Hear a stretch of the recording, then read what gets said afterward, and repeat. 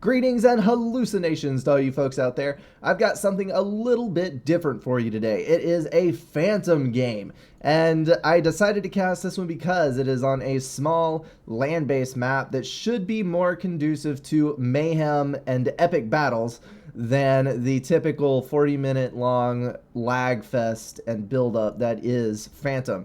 Without further ado, let's go ahead and introduce the players, and then I will burn through the first 7 minutes of the game while I explain the rules. Alright, we've got Cybran for Tick.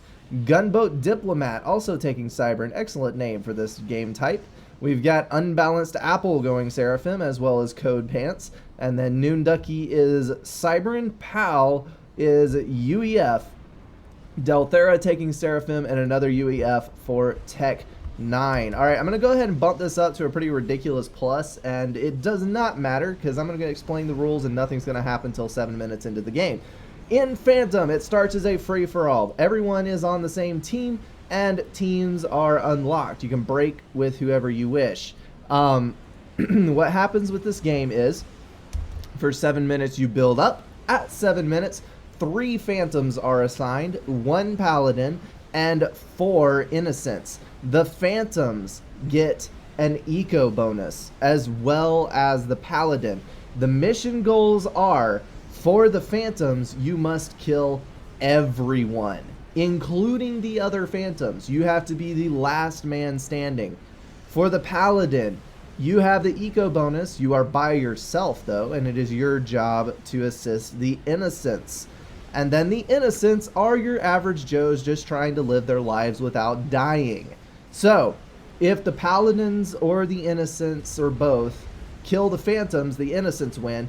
And if any one of the Phantoms kills all the rest of the players, then the Phantom wins. So that is the game in a nutshell. Basically, this is a game of political intrigue, backstabbing, and general sneakiness. So it is not uncommon to see tons of pings because anything anyone thinks is even slightly suspicious is going to be pointed out for everyone to see. And we are rapidly approaching the 7-minute mark here, so I'm going to go ahead and slow down just a little bit. We can take a peek down the eco line. It looks like Delthera is taking an early lead in eco. He is pulling 49. Gunboat Diplomat also above 40. Tech 9, Unbalanced Apple, and Code Pants. The rest are pretty close in the high 30s, except for Noon Ducky, who is significantly behind at 31. So, let's take a look-see.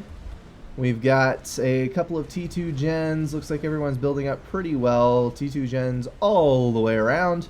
And this shows signs of land spam. This is a sign of land spam. And that is a sign of excessive ACU upgrades, I would think. Let's go ahead and zip through the players. I have been informed from the last Phantom that I casted that if you flip through the players, you can examine their eco, and if they have excessive power storage, they are a Phantom. The Paladin does not show that. So looking at Tick, he has almost 6 power generators, so that is an acceptable level of power. Ooh, there's a point defense. Why is there a point defense? Is someone breaking? This is a strong possibility. No, he is going to ground fire that point defense without actually breaking. That is actually kind of cool. He's ground firing behind the unit. There you go. You can see where he ground fired at. He's not touching the eco. He's not breaking alliances. He is strictly killing the point defense to prevent that player from having one. So yeah, welcome to the towing the line that is Phantom gameplay. Alright, as we just saw, Tick is acceptable. Delthera 14,000, that's acceptable. We've got Noon Ducky, who has 4,000. Code Pants, definitely a Phantom, 304,000 storage. Unbalanced Apple, also a Phantom.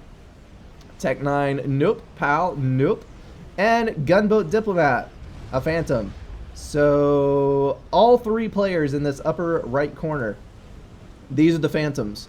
We'll have to decide for ourselves later in the game who the Paladin is. Generally, you can tell that by how much they build.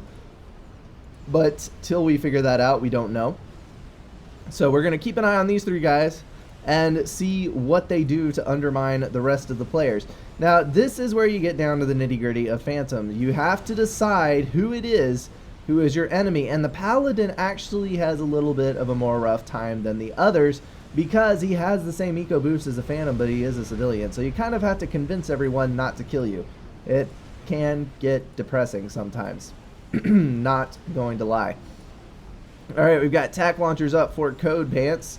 We've got a Tech 2 bomber coming in. The ground fire from that point defense did actually take out the mass extractor. Tech 9 decided to go all the way with that one.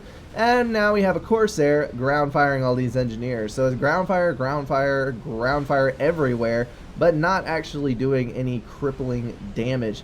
Kind of a hilarious situation in this game. I've never seen anything quite like this take place in a Phantom game, but that may be because I don't play a whole lot of Phantom.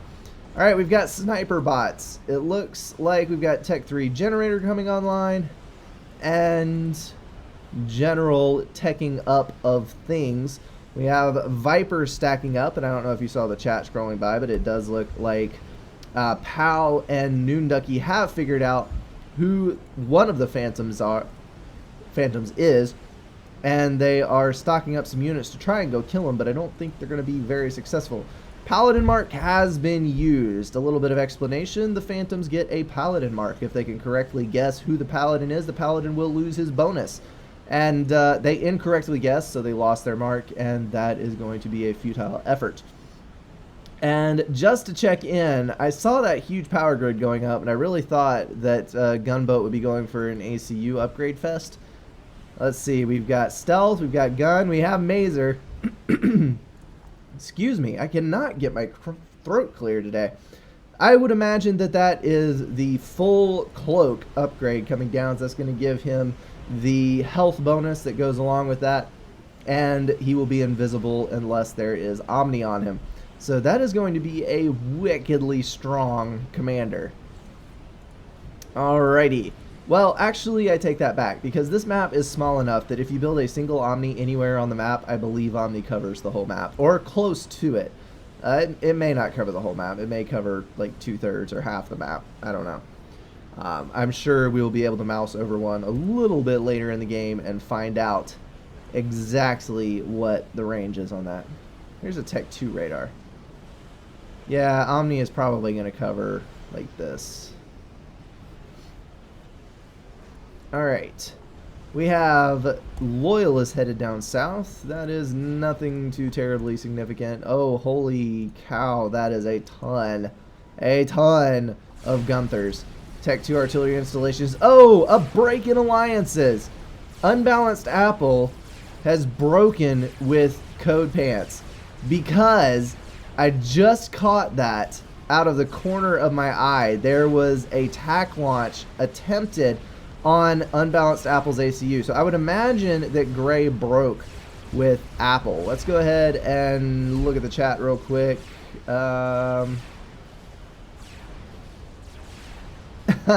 He shot while they were still allied. So it was a complete sucker punch, which failed. And it looks like the retaliation is going to be brutal, because we have Tech 3 moving in from this side and Tech 2 moving in from this side. The overpowered Ilshevas coming in. And look at this. Gunboat Diplomat is walking his ACU in. And it looks like, yes, he is going to break alliance once he's in reach of Unbalanced Apple's commander. And that commander stands absolutely no chance against the Mazer Tom.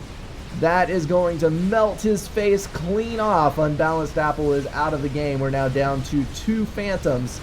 One has been assassinated. And we've got all of these Tech 3 units moving north. That is actually going to be a mistake, I think, because this ACU is going to get a ton of veterancy off of them if the alliance has been broken. And it has right there.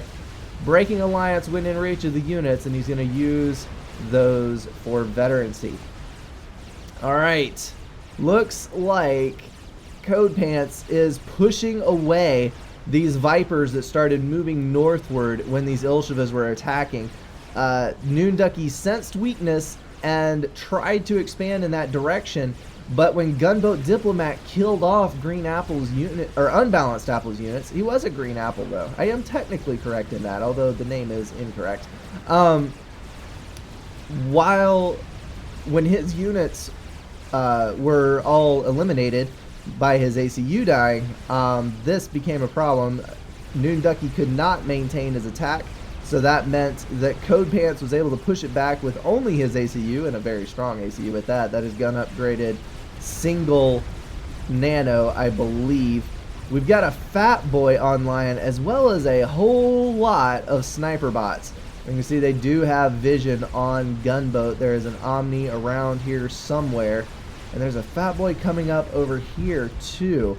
Do a little bit of playing field analysis. Is there? Yes, there is an Omni right there. We can actually see what the range is on the Omni.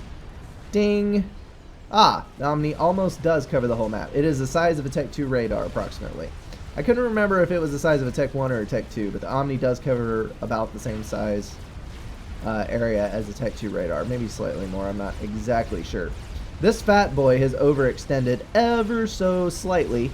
It looks like, yes, there was a tack launch, I think, that just winged the shield, if I was seeing it correctly as I was rambling on about other things. I do see most of what happens in a game out of the corner of my eye. Sometimes I just don't comment on it. That was a tack launch from right here. We've got the ACU popped, and the Fat Boy's shield is down. So all Code Pants has to do is get in range for an overcharge, and this Fat Boy is out of here. That was actually kind of funny. The Mazer hit a Percival that came into range of the ACU, but the Percival was standing under the shield of the Fat Boy, and that killed the shield on the Fat Boy. And now Tech 9 has broken with Gunboat Diplomat. We can see that he's starting to rain fire and brimstone down upon this Tech 2 artillery installation. Code Pants is looking pretty dangerous. This is not what you would think of when you would think of a healthy person. He is coming down to 2,500 health. There is a tremendous amount of spearheads raining down in his general direction, but not able to hit him. 1,600 health. Dodging sniper fire, actually. Ah, that one connected. This is not looking good for him at all. He is out of range finally, and hopefully a sniper can counter snipe this. Is it going to happen? It needs to happen soon if that's going to survive. And zap. Alright, we're good. And this Monkey Lord has been denied. We've almost got 2 Monkey Lords online for Tick. He is actually doing really well for himself. I think we can safely say that this is our Paladin. Tech 9 has a ridiculous amount of stuff. He has a Fat Boy. He has a lot of Percivals. He's got all Tech 3 mass extractors, and a lot of them at that. And he just looks very, very strong. So I'm going to go ahead and label Tech 9 as the Paladin. And we have spearheads moving up through this base in order to rain down on Gunboat Diplomat's base. Both ACUs concentrated on the right-hand side. No, why are you walking the spider in? Gonna try to hit the ACU, I imagine. ACU's gonna run. We've got 2 versus 1. That incredible 4,000 damage per second. And before he can even turn his turret around to fire at the ACU, that spider is going to go down. And now we have 2 Monkey Lords on the rampage. They're going to roll right over Gunboat Diplomat's base. That is just going to destroy everything. Not a whole lot can stand up to 2 spiders together unless you've got 2 of a more expensive experimental at the same spot. I don't know. Just the sheer ridiculous amount of damage that the Monkey Lord does, even though it is a point-blank weapon, it is just hysterical. Gunboat is going to continue vetting on these units. He's going to kill off a couple more T3 units, pulling in. He's going to get up to 37,500 health now. That Cybern ACU is still pitifully weak, even when it does get fully vetted with all upgrades. I don't think it ever does clear 50,000 HP. It may get to... Ooh, what is that? Targeting the Quantum Gateway, and it is going to go down. I don't think the Cybern ACU ever actually clears 50,000 health. It is a pretty paper ACU. I guess the cloak is supposed to make up for that, but I don't think it really does. Alright, we've almost got 2 fat boys online over here. Got 2 of everything. 2 fat boys, 2 monkeys, 2 upgraded ACUs for phantoms. Everything is working to get together on this one. Pal building his own fat boy. And it looks like things have settled for the moment. There's those spearheads that are always under. Wait, what? These guys are all innocents. Why? Well, that is a jerk move to begin with because he's firing before breaking alliance. So there we go. That was broken, so now the shields are going to take effect. Not that they're going to last that long under the fire from a fat boy. We've got a second one about to come online. I don't understand why he is attacking, though. He has to know that this guy is an innocent. I don't get it. I don't get it at all. We've got 2 Monkey Lords descending upon the combined base of Gunboat and Code Pants. Gunboat is going to sit here and calmly mazer that Monkey Lord to death. That's one way to do it. And then he's going to begin work on the next one. This fat boy is going to move that away to try and fire on those. Mazer's not targeting. And is the Monkey Lord going to die? Ooh, Lightning Storm next to the ACU. That is never a good thing at all. And Monkey Lord goes down to take 2-point defense fire. These fat boys, we're having a fat boy war here in the center, just lobbing projectiles back and forth, and so begins the march of the Percival. There is a good 25 to 30 Percivals in this base over here. And under the fire from 2 fat boys, one is not going to stand a chance. There's a huge bank of artillery over there on the left-hand side of the screen. These guys are firing at that fat boy, just about going to take the guy down. And yeah, they need to stay targeted on that fat boy, though. It looks like they're starting to spread slightly. Nope, on target. One more volley and that thing will die. They really need to kill one of those. And he's broken with blue now. What is going on here? He's broken with everyone except the Phantoms. Why is the Paladin allied with the Phantoms? This is just ludicrous. I don't understand the turn that this Phantom game has taken. It has taken me to very dark places because this is not what a normal person would do. This is what a psychotic individual would do. It looks like he's going for the scorched earth policy. There goes blue. Tick is down to the Percivals. It looks like he's just planning on killing everyone just because he can. So yeah, Tech 9 is that kind of person. Don't think I saw that in him before. It's kind of terrifying, to be honest. Yep, confirming him as the Paladin. Well, the only thing I can say is if the Paladin does win, technically the Innocents win. So I guess it's not a total loss. But it's still kind of depressing because the Paladin is supposed to be the good guy that protects the Innocents. So I don't know what superhero we really want to compare this to, who's dark and basically destroys the entire world to save it. I'm not up on my comic book action heroes. Oh, double mazer! Right there in the bottom right. Gunboat going for the double kill, even though him leaving is probably going to sacrifice the rest of the base to these Percivals. So many Percivals. I don't think that one ACU could have stopped all of them, but the Mazer Comm definitely could have killed a lot of them. And we've got air. Oh, yep, there we go. Percival's killed the ACU. And then we've got this commander bearing down upon the fat boy. He's not going to make it. Kaboom. And Paladin wins. So the Innocents win. Everything is right, I guess, with the world. Maybe.